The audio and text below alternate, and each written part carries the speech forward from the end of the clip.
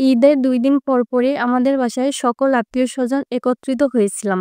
Hello everyone, আসসালামু আলাইকুম। আশা করি সবাই ভালো আছেন। তো আত্মীয়স্বজনের জন্য কি রান্না করেছিলাম এবং তাদেরকে কিভাবে আপ্যায়ন করলাম সেটাই আজকে আপনাদের সাথে শেয়ার করব। তো সেদিন সকালে আমরা খুব সকালে ঘুম থেকে উঠে গিয়েছিলাম। যেহেতু অনেক কাজ, অনেক মেহমান আসবে, প্রায় ৭৪ জন মেহমান ছিল। তাদের জন্য আমরা কি রান্না করলাম সেটাই আজকে আপনাদের সাথে শেয়ার করব। সকালবেলা উঠেই দেখি আম্মু ১ম এই এখানে ফিন্নি বসাই দিয়েছে। তারপরে ছোট ভাইকে গরুর গোশ কাটতে বসিয়ে দেওয়া হয়েছে। তারপরে এখানে রুই মাছগুলো ভালোমতো ধুয়ে পরিষ্কার করে রেখে দেওয়া হয়েছে। তারপরে এক চুলাতে এখানে গরুর গোশ এবং ডিম সিদ্ধ বসিয়ে দেওয়া হয়েছে। ডিম বাসার সবাই খেতে পছন্দ করে না, এজন্য অল্প পরিসরে ডিমগুলো রান্না করা হবে।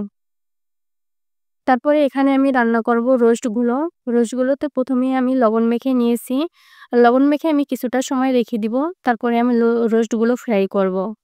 যেহেতু বাসাতে আজকে অনেক মেহমান, অনেক কাজ করতে হবে, তাই আমরা সবাই মিলে কাজ করতেছি। একা হাতে এই কাজগুলো সামলানো সম্ভব না।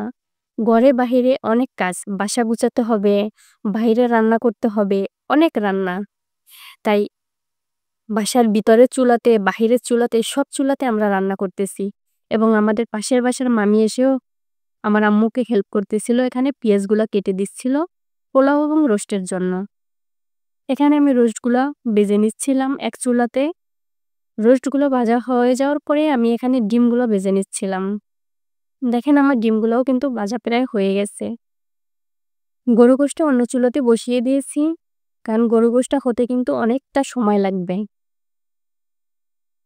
এই দেখেন আমার ডিম হয়ে গেছে এবং রোস্টগুলোও ভাজা হয়ে গেছে। এখন আমার বোন এখানে বসে মাছগুলো ভেজে নিবে।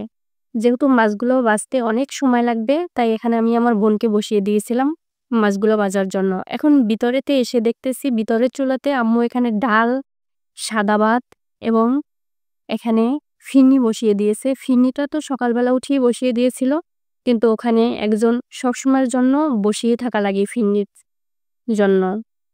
দেখবেন ফিরনির কাছে যদি একজন অল টাইম নাড়াচাড়া না করে, ফিরনিটা নিচ থেকে লেগে যায়। এজন্য আমার মামি সবসময়ের জন্য ফিরনির কাছে বসেছিল। এখানে আমি রোস্টটা রান্না করতেছিলাম। রোস্টটা নাকি সেদিন অনেক মজা হয়েছিল। আমার বোনের হাসব্যান্ড খেয়ে বলেছিল যে বিয়াবাড়ির রোস্টের মতো মজা হয়েছিল। যদিও রোস্টটা আমি খাই নাই, অনেকেই খেতে পারে না এই রোস্টটা। তো দেখেন এখানে আমার কিন্তু রোস্টটা প্রায় রান্না করা হয়ে গেছে। তো এখানে অনেক কিছুই আয়োজন করা হয়েছিল। তার ভিতরে আমার আন্টি এসে বলতেছে, "এত ভালো-মন্দ খেতে পারবো না। এখন কয়টা লাউ শাক রান্না করতে হবে।" কারণ এই ভালো-মন্দ দিয়ে ভাত খাওয়া যায় না। পরবর্তীতে আমাদের গাছ থেকে কিছুটা লাউ শাক কেটে তারাই নিজেরা কাটতেছে। বলতেছে, "এইটা এখন ভাজি করতে হবে।"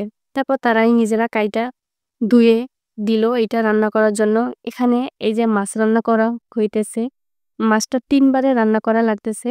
কারণ একবারে রান্না করলে মাছগুলো ভেঙে যেতে পারে। এ পর্যায়ে আমাদের মেহমানরাও চলে আসছে। মেহমানদের জন্য এখানে আমি নাস্তার ব্যবস্থা করতেছিলাম। এখানে ছিল তরমুজ, মিষ্টি, কমলা, অ্যাপেল এবং আঙ্গুর, আরও অনেক কিছু। যাই হোক, এগুলো ছিল আজকে তাদের জন্য আয়োজন। আরও অনেক কিছু ছিল, সেটা নেক্সট ভিডিওতে শেয়ার করব। আল্লাহ হাফেজ।